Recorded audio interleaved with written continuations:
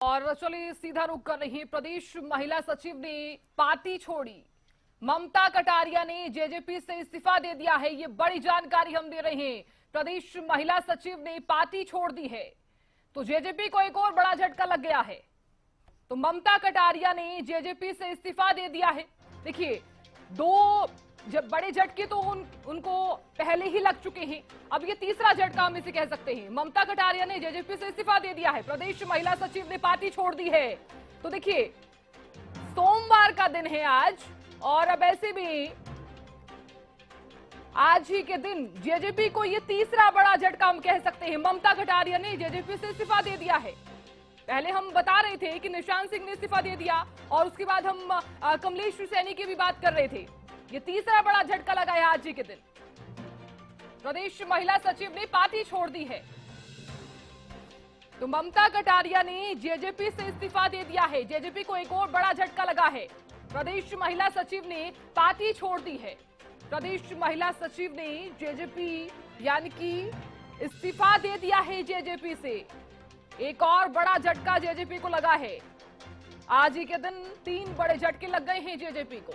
देखिए, लोकसभा चुनाव से ठीक पहले हम इसे कह सकते हैं कि एक बड़ा झटका पार्टी को लगा है। प्रदेश महिला सचिव ने जेजेपी छोड़ दी है। ममता कटारिया ने जेजेपी से इस्तीफा दे दिया है।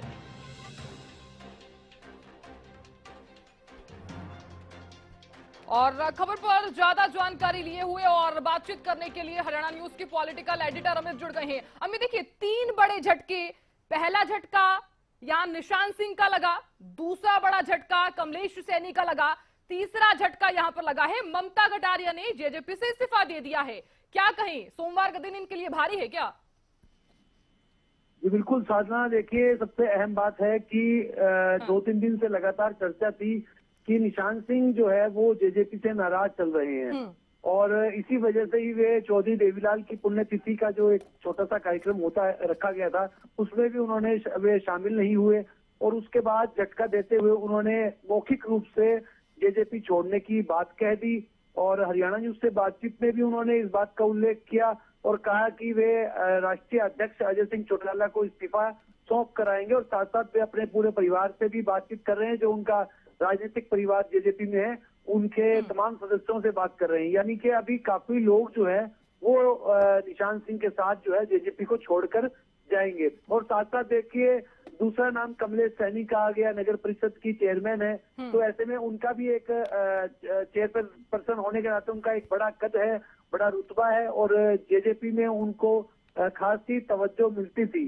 लेकिन अब वे भी निराश होकर पार्टी से उन्होंने भी अलविदा कह दिया है। और अब तीसरा नाम जो है आज में ही जुड़ गया है। और जैसा कि आपने कहा कि सोमवार भारी है क्या, तो निश्चित रूप से भारी तो देखिए जननायक जनता पार्टी के साथ पिछले कई दिन से ही भारी चल रहे हैं, क्योंकि जब से उनका गठबंधन टूटा तब से ही न केवल पार्टी कार्यकर्ताओं में निराशा थी, जनता का मोह भंग भी होता हुआ नजर आया, और साथ साथ कई विधायक भी नाराज थे, जिनके पार्टी सुप्रीमो के साथ यानी कि दुष्यंत चौटाला और अजय सिंह के चौटाला के साथ जो उनका के मतभेद थे, वो सार्वजनिक मंचों पर कई बार इस प्रकार का बयान देते थे जो जेजेपी के लिए मुश्किलें बढ़ाने वाले थे। और इसी वजह से ही जब फ्लोर टेस्ट हो रहा था नायब सिंह सैनी का, उस समय दुष्यंत चौटाला की पार्टी अपने विधायकों के लिए एक 3 लाइन का व्हीप भी जारी करना पड़ा था।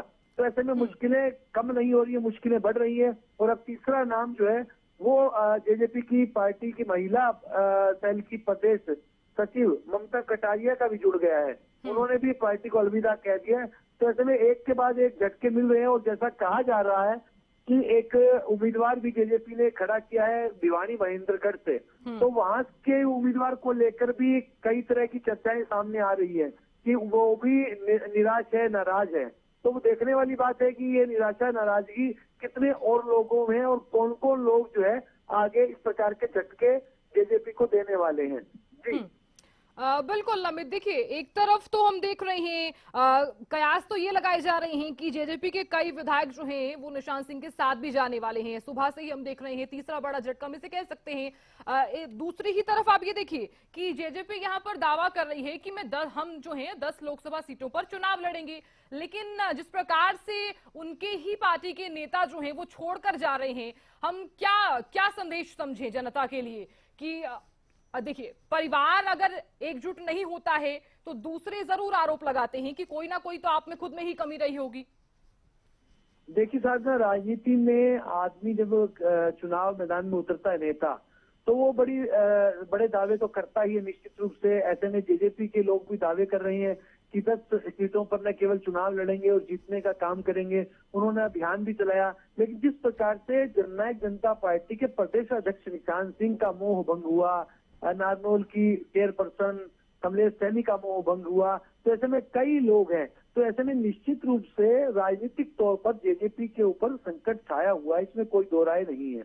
और अब लोग जो है, जो उनके नेता हैं, चाहे वो प्रदेशाध्यक्ष निशांत सिंह की बात करें, वे अपने राजनीतिक फ्यूचर को जेजेपी के साथ बेहतर नहीं मानते। यही वजह है कि उन्हें अन्य विकल्पों की तलाश है, नए विकल्प को देख रहे हैं और उसी की तरफ कदम बढ़ा रहे हैं। ऐसा कहना है सूत्रों का कि निशांत सिंह की मुलाकात जो है कांग्रेस के कोई बड़े नेता के साथ हुई है और उनकी अगली पारी जो संभवतः कांग्रेस के साथ वे अपनी राजनीतिक पारी खेलेंगे।